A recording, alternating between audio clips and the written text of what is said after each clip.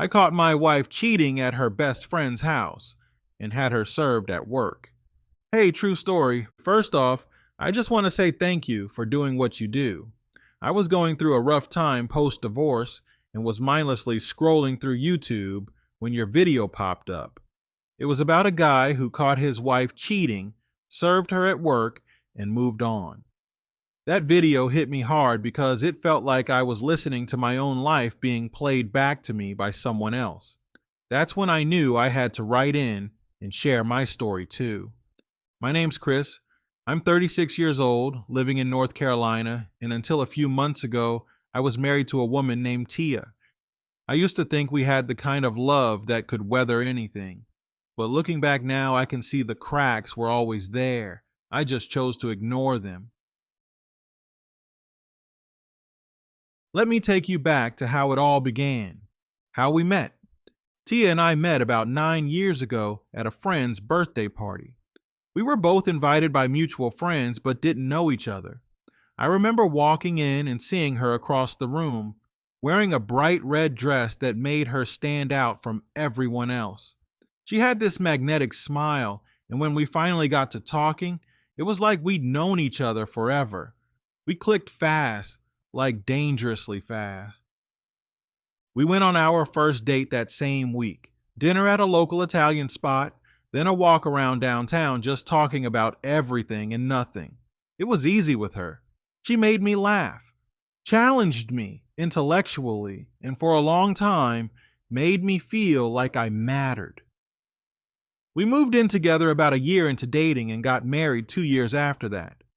For the first few years, I'd say things were solid, not perfect, but stable. We took vacations, hosted friends, talked about starting a family. But somewhere around year 5, I started to notice changes, small at first. She'd go out with her friends more, started working late often, and got real defensive when I asked her simple questions like, "What time are you coming home?" At first, I chalked it up to stress. She works in healthcare, and I figured the pandemic had just worn her down. But when things didn't get better, even after the world started reopening, I began paying closer attention. Red flags. Tia had this best friend, Letitia. They've been close since college, and I always got the feeling Letitia didn't care for me much. She wasn't disrespectful, but she had this passive aggressive way of talking that made me feel like she thought Tia could do better. I never said anything about it because I didn't want to come off insecure. Tia started spending more time at Letitia's place over the last year. She'd say they were having girls' nights, watching Netflix, or just venting. I had no reason to doubt her until I did. There was one night, this was back in February, where she said she was going to Letitia's for a wine and game night with a few girlfriends. I had a weird gut feeling that something wasn't right. Normally, she texts me when she gets there, but that night, nothing. I called around 9 p.m. and it went straight to voicemail. She didn't respond until 1 a.m. saying, "Sorry, my phone died." That might have worked the first time, but not the second or third, so I decided to trust my gut. The night everything changed. A couple of weeks later, she told me she was heading to Letitia's again on a Friday night. I played it cool and told her, "Have fun," but I had already made up my mind. I was going to drive by and see for myself. Around 9:30 p.m., I parked a few houses down from Letitia's. I waited. I know how crazy this might sound, but something told me I'd find something that would change everything. At about 10:15 p.m., I saw a car pull up. It wasn't one of Tia's girlfriends. It was a guy. Tall, athletic looking, pulled right into Letitia's driveway like he owned the place. A few minutes later, the door opened and Tia came out in a short robe, laughing, barefoot, drink in hand, and kissed him. I froze. That image is burned into my brain forever. She didn't even look guilty. It was like I never existed. I waited until the guy went inside. Then I snapped a few pictures. I didn't confront her, not yet. I needed to be smart. Emotional decisions get you played. I went home, poured myself a drink, and made an appointment with the divorce attorney the next morning, finding a lawyer and getting her served. The lawyer I found was a no-nonsense black woman named Miss Gardner. From the moment I sat down in her office, I knew I was in good hands. I showed her the photos, explained what had been going on, and she just nodded like, "Yep, seen this too many times." She asked me what I wanted. I said, "I want out. I want my peace back." We drew up the paperwork that same week. North Carolina allows for divorce from bed and board with cause, and infidelity counts. She told me it might not change the division of assets too much unless we could prove she was spending money on the affair. But at that point, I didn't care about money. I just wanted her gone. Then came the part I'll never forget: getting her served. I opted to have her served at work, not because I wanted to humiliate her, but because I knew it would be the only place she wouldn't try to avoid it. She works at a medical clinic and is usually there 9:05. That Tuesday, the server went in just before lunch and handed her the envelope. She called me 5 minutes later, voice trembling. "Chris, what is this?" I said, "It's what you earned. We're done." She hung up. Tia's breakdown in counseling. Begs. For the next 2 weeks, Tia spiraled. First, she tried denial, saying it wasn't what I thought, that I must have misunderstood what I saw. Then came the rage. "You embarrassed me at work. How could you?" But when that didn't move me, she switched to begging. She showed up at my place crying, saying we should try marriage counseling, that she made a mistake and didn't want to throw everything away. She even brought her mother with her one time, who tried to tell me, "All couples go through hard times." I looked her dead in the eye and said, "Not all couples cheat and lie about it." Tia even wrote me this long email saying she didn't want to be defined by her worst moment and that she was willing to go to therapy, church, couples counseling, whatever it took. But by then, my heart had left the building. I didn't trust her. I didn't even recognize her. The divorce. The process took about 4 months. We didn't have kids, so custody wasn't an issue. We owned a house together, and I let her buy me out. I didn't want the place. We'd made too many memories there, and all of them felt fake now. She tried dragging her feet with the paperwork at first, but Miss Gardner stayed on her like a hawk. In the end, I got what I wanted: my freedom, my dignity, and the truth. I won't lie. There were nights I sat alone in that empty apartment wondering what the hell happened. How did the woman I built a life with turn into someone who could betray me so coldly? But those nights became less frequent. The more distance I got from her, the more I started seeing clearly. Looking forward. Now I'm focused on rebuilding. I started going back to the gym, reconnected with old friends. I even joined a hiking group last month and went on my first solo trip to Denver. I'm not rushing into dating again, but I've had a few conversations here and there. The thing is, I'm learning to enjoy my own company again. For a long time, I thought my value came from being a husband. Now I'm discovering who I am as a man. Without her, without the lies, without the weight of someone else's bad decisions. True story, I wrote this email because I want men out there to know they're not crazy for trusting their gut.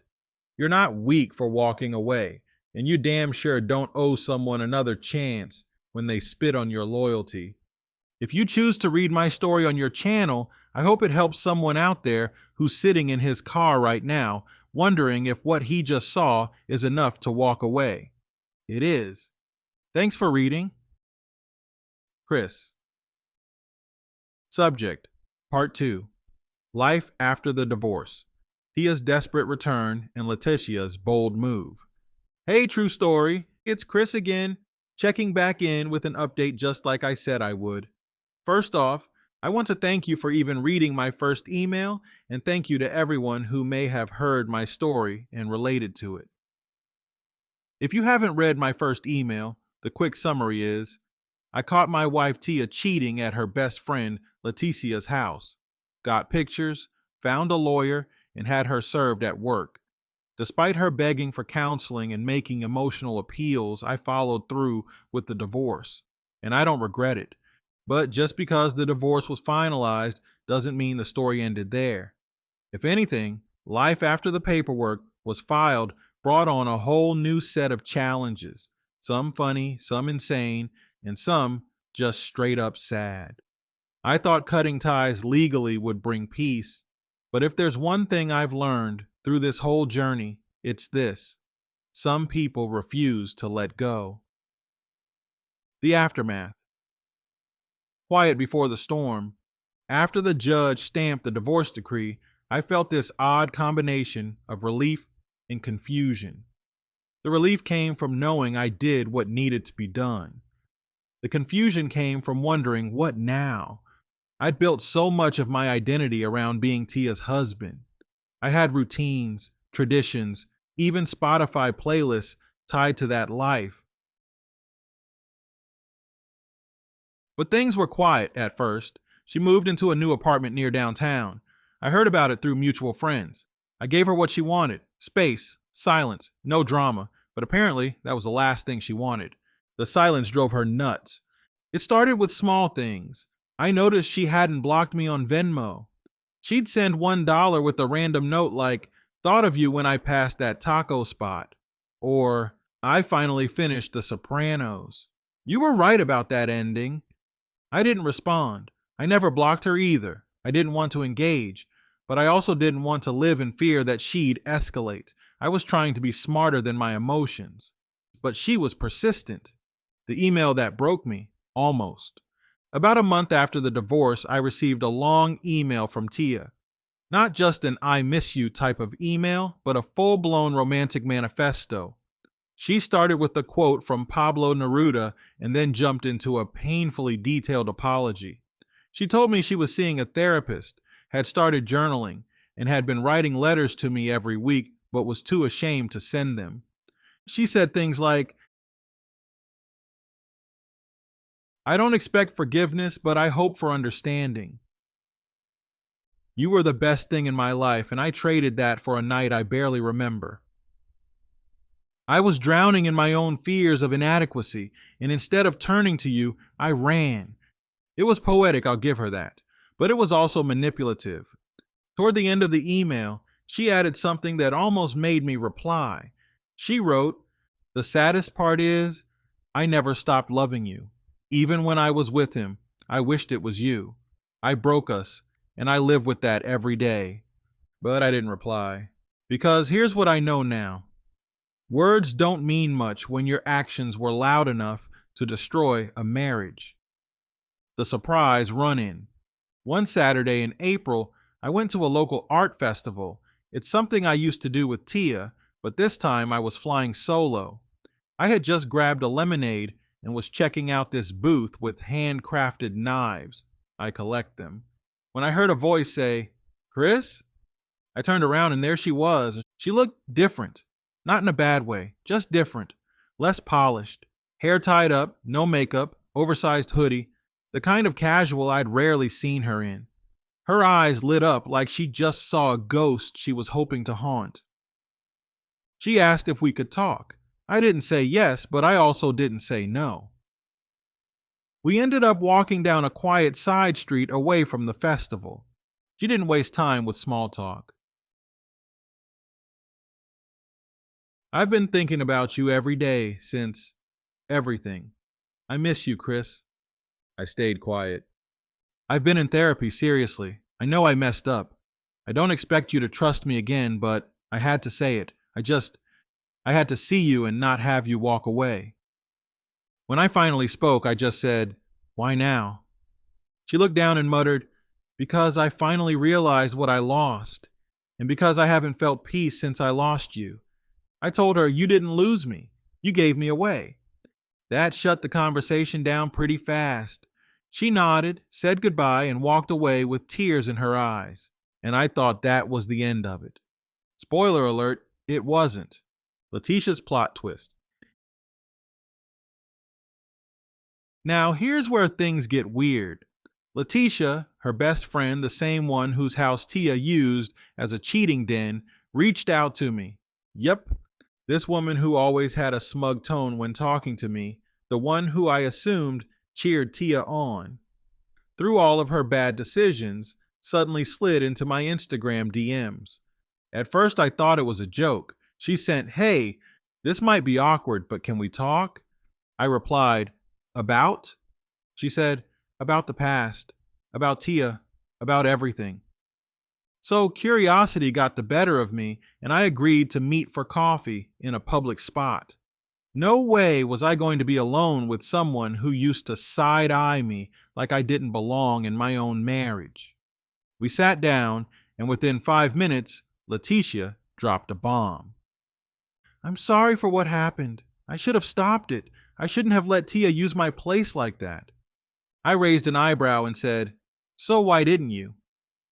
She said, "Because I thought she was just going through something, but I didn't know how far it would go. And honestly, I didn't think you'd ever leave her." Then she added, "But when you did, I realized maybe I judged you wrong." I wasn't sure what that meant until she said, "If I'm being totally real, I didn't think she deserved you. I just never said it out loud. And now that you're not with her, I wanted to say that to your face." She paused, looked down, then back at me. "Also, if you ever want to grab dinner sometime, not as Tia's friend, but just me, I'd be open to that." I stared at her like she grew a second head. This woman, who watched my marriage implode under her roof, was now asking me out? I laughed. Not rudely, just in disbelief. I said, "You're bold, I'll give you that. But I'm not in a place where I want to open old wounds, just to play dress up with the same crowd that watched me bleed." She nodded, said she understood, and we went our separate ways. I haven't heard from her since. Tia's final play. A few weeks ago, Tia made one last effort. She mailed me a small box. Inside was a photo album I thought we'd lost. Our wedding photos, honeymoon, birthdays, all the good times. There was a note taped to the front. "I don't deserve your forgiveness, but maybe I can at least return the memories you made possible." That one hit hard. I sat there flipping through pictures of us smiling, holding hands, cutting the cake, dancing at our reception. And all I could think was, how did this turn into ash? I didn't respond. I just packed the box and left it on the shelf in my closet. Maybe someday I'll toss it. Or maybe I'll keep it as a reminder, not of her, but of how far I've come, where I am now. I've been working on myself. I've got a therapist I meet with every other week. I've learned how to cook more than just steak and eggs. I recently joined a men's group focused on rebuilding identity after betrayal and divorce. These guys have become brothers to me. And yes, I've started dating again, slowly, cautiously. One woman I've met, Camille, is unlike anyone I've ever known. She's kind, direct, and doesn't play games. She knows about my past, and she respects my space. We're not serious yet, but we're building something steady. More than anything, I found peace. I used to think I needed closure from Tia, some grand apology, a full circle moment. But what I really needed was to let go of who I thought she was. True story. If you read this update, I hope it reminds someone out there that healing is possible. You can climb out of betrayal. You can smile again without feeling fake. You can build a life you're proud of, one day at a time. Thanks again for giving us men a space to speak our truths. Until next time.